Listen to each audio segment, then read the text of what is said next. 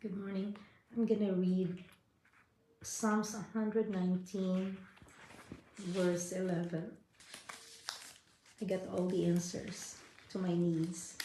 I got all the answers to my questions. They're all written in the Word of God. Amen. That's why I meditate on it every day. It says here, with my whole heart have I sought thee.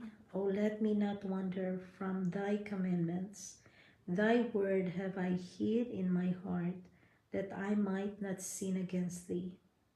Teach me your statutes, O blessed one, O Lord. Thank you, Lord. Hallelujah. Teach me your statutes, Lord. I meditate on them. I have all the answers to all my needs because they are all written in your word. So, Lord, teach me, guide me, direct me, Holy Spirit, as I read your word. In Jesus' name, amen.